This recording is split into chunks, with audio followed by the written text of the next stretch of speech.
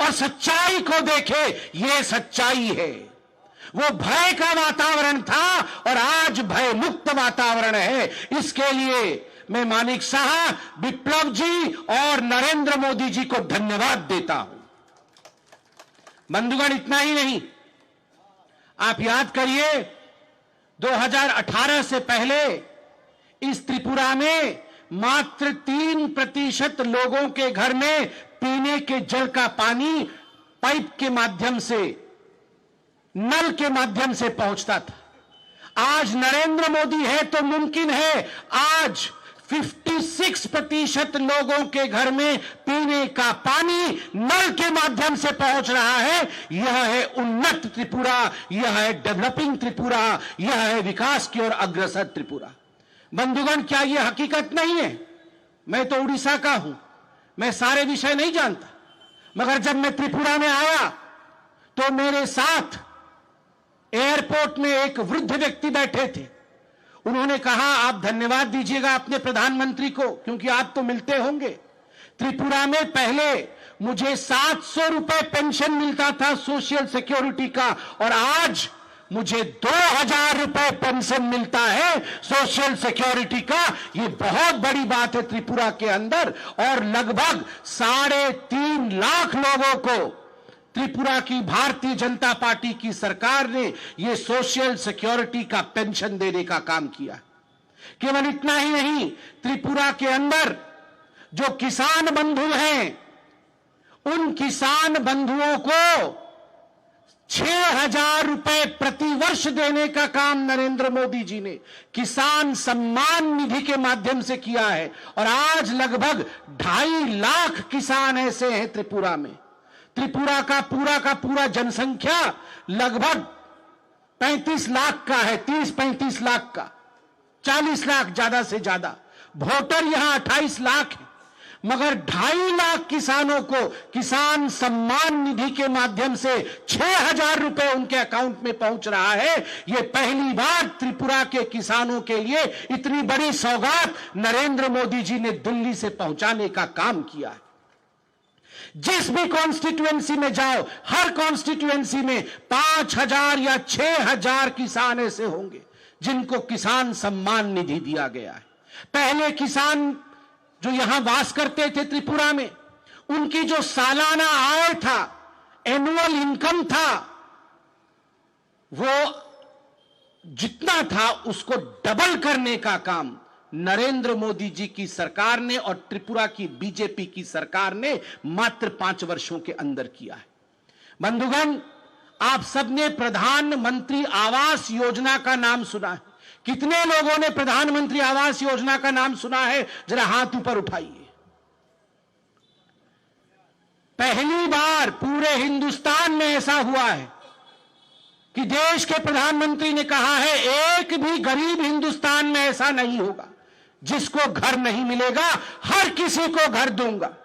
परसों बजट हुआ था, बजट में 3.7 करोड़, लगभग 4 करोड़ लोगों को पूरे हिंदुस्तान में घर मिलने का वादा किया गया है। 2.5 लाख घर, 2.5 करोड़ घर हिंदुस्तान में दिए गए हैं, और उसमें से 3,80,000 घर जो हैं वो त्रिपुरा के अंदर प्रधानमंत्री आवास योजना के माध्यम से गरीब लोगों को दिए गए हैं। हर कॉन्स्टिट्यूएंसी में 6,000, 7,000 घर प्रधानमंत्री नरेंद्र मोदी जी ने गरीबों को प्रधानमंत्री आवास योजना के माध्यम से दिया है। यह त्रिपुरा में कभी भी सोचा नहीं जा सकता था।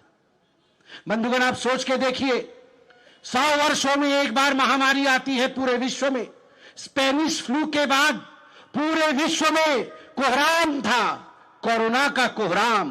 पूरा विश्व थरथरा रहा था, कांप रहा था, डर का वातावरण था, अस्वस्थ होने का वातावरण था, मौत मंडरा रही थी, मृत्यु का तांडव चल रहा था। वैसे में एक देश जो अडिग होकर खड़ा हो पाया और जिसने सक्षमता के साथ कोरोना के साथ युद्ध करके कोरोना को हराया और अपने 135 करोड़ लोगों को टीका देने का काम किया, वो देश मेरा भारत है, वो देश हिंदुस्तान है।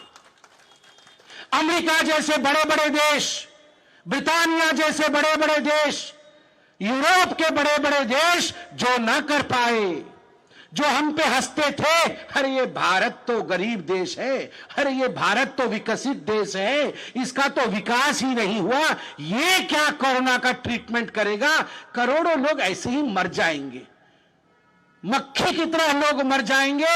ये यूरोप के बड़े बड़े नेता मोदी जी को बता रहे थे। मगर आज मैं गर्व के साथ कह सकता हूं कि आज हिंदुस्तान में एक ऐसा प्रधानमंत्री है जिन्होंने दिन रात एक करके आपको और मुझे बचाने का काम किया है। जान भी है और जहान भी है, क्योंकि मोदी है तो मुमकिन है। एक नहीं दो दो टीका, एक नहीं दो दो टीका। और मैं आज आप सबसे निवेदन करूंगा कि आप सब जिनको 2 टीके लगे हैं वो जरा हाथ ऊपर करके दिखाए। सबको तो 3 टीके लगे होंगे, मगर हाथ तो 3 नहीं है, इसलिए 2 हाथ ऊपर करके दिखाएं किस किस को 2 टीके लगे हैं। अब सब हाथ नीचे करें। आप में से कितने लोगों ने टीके के लिए पैसे दिए हैं, जरा वो हाथ ऊपर उठाएं।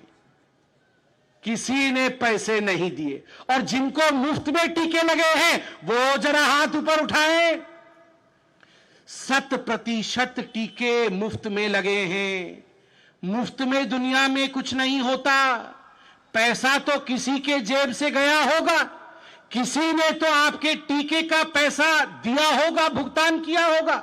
अब आपसे मैं पूछूंगा, आप दोनों हाथ ऊपर उठा करके बताइए, आपके टीके का पैसा किसने दिया? नाम आप बताइएगा। तो एक बार नहीं चलेगा, 3 बार 4 बार नाम बता रहा होगा। टीका मोदी ने दिया है। तो आप बताइए, जिस प्रधानमंत्री ने मुफ्त में टीका दिया, 1 नहीं 2 नहीं 3 टीका दिया। हमारे मंत्री जी आसाम से रंजीत दा मौजूद हैं, पूर्व अध्यक्ष भी हैं। जोरदार ताली के साथ रंजीत दा का स्वागत हो। रंजीत दा बसुन, आप सोच के देखिए, जिस व्यक्ति ने, जिस प्रधानमंत्री ने 1 नहीं 2 नहीं मुफ्त में 3 टीके हम सबों को दिया, हमारा दायित्व उस प्रधानमंत्री के लिए, हमारा दायित्व उस सरकार के लिए क्या है? वह सरकार, उन्होंने हमें बचाया, हम सरकार को बचाएंगे, ये हमारा कर्तव्य है। सरकार को इसलिए बचाएंगे क्योंकि वह सरकार संवेदनशील सरकार है, वो सरकार गरीबों की सरकार है, वह सरकार भ्रष्टाचार के खिलाफ लड़ने वाली सरकार है, वह सरकार भय रहित वातावरण देने वाली सरकार है। इसलिए नरेंद्र मोदी की सरकार को बचाना हमारा दायित्व है, हमारा कर्तव्य है। बंधुगण, केवल इतना ही नहीं मित्रों, आप सोच के देखिए, 500 वर्षों से भगवान श्री राम, उनके मंदिर के लिए दर दर हम भटकते थे, लोकतांत्रिक तरीके से हम आंदोलन करते थे, और हम में से किसी ने नहीं सोचा था कि हमारे जीवन काल में कभी भव्य भगवान राम का मंदिर बनेगा। और आज सीना ठोक के कह सकते हैं, सबका साथ, सबका विश्वास, सबके प्रयास के माध्यम से आज भव्य भगवान राम का मंदिर अयोध्या में बन रहा है। मैं धन्यवाद दूंगा नरेंद्र मोदी जी का। पहले पाकिस्तान अपनी मनमानी करता था। आप याद करिए, पहले पाकिस्तान से सीज फायर वायलेशन होता था, गोली चलती थी। गोली जब चलती थी तो हमारे उस समय के प्रधानमंत्री मनमोहन सिंह जी, वो धीरे धीरे धीरे धीरे धीरे चल चल के सोनिया जी के पास जाते थे और कहते थे, मैडम मैडम गोली चली है। 2 दिन तक तो मैडम समझ ही नहीं पाती थी कि चली क्या है और कहां चली है। जब बहुत लोग समझाते थे कि अरे मैडम पाकिस्तान ने गोली चला, अच्छा गोली चलाया है, तब तक 7 दिन 10 दिन बीत जाते थे, कुछ नहीं होता था। हमारे आर्मी को किसी प्रकार से इंस्ट्रक्शंस नहीं दिया जाता था, सेना के हाथ को बांध के रखा गया था। मगर आज नरेंद्र मोदी जी ने कहा है, अगर वहां से गोली चलेगी किसी को पीछने की जरूरत नहीं है। आज वहां से गोली चलेगी तो यहां से गोला चलना चाहिए, गोला। यह है नया हिंदुस्तान, यह है न्यू इंडिया, यह है नया भारत। और आप और मैं तब तक सुरक्षित है जब तक हिंदुस्तान सुरक्षित है, जब तक भारत सुरक्षित है। इसलिए त्रिपुरा की सरकार, यह भारतीय जनता पार्टी की सरकार त्रिपुरा में, यह केवल त्रिपुरा की सरकार नहीं है। त्रिपुरा में अगर 2/3 बहुमत के साथ भारतीय जनता पार्टी की सरकार बनेगी तो नरेंद्र मोदी जी की भुजाएं बलिष्ठ होंगी और पाकिस्तान हो चाहे हिंदुस्तान का कोई भी दुश्मन हो, वो आंख उठाकर हिंदुस्तान की तरफ देखने का हिम्मत नहीं करेगा, क्योंकि एक सशक्त भारतीय जनता पार्टी की सरकार केंद्र में होगी और सभी राज्य हमारे सरकार के साथ मिलकर आगे बढ़ रहे होंगे। बंधुगण, टीवी में आपने मुझे राहुल गांधी के बारे में बहुत बोलते हुए सुना है। अगर मैं राहुल जी के बारे में ना बोलूं तो आप लोग मुझे माफ नहीं करेंगे। देखिए, 0 + 0 क्या होता है? 0 + 0 क्या होता है? 0 + 0 क्या होता है? 2 0 मिले। त्रिपुरा के चुनाव में 2 0 मिलने की कोशिश कर रहे हैं। 2 0 का कोएलिशन हुआ है, 2 0 का जोड़ हुआ है। 1 0 का अस्तित्व समग्र विश्व में समाप्त हो गया है, वो कम्युनिस्ट है। और 1 0 का तो अस्तित्व भारत में ही समाप्त हो गया है, वो राहुल बाबा वाला 0 है। ये दोनों 0 मिलने से कोई हीरो बन सकता है क्या? 0 0 हीरो हो सकता है क्या?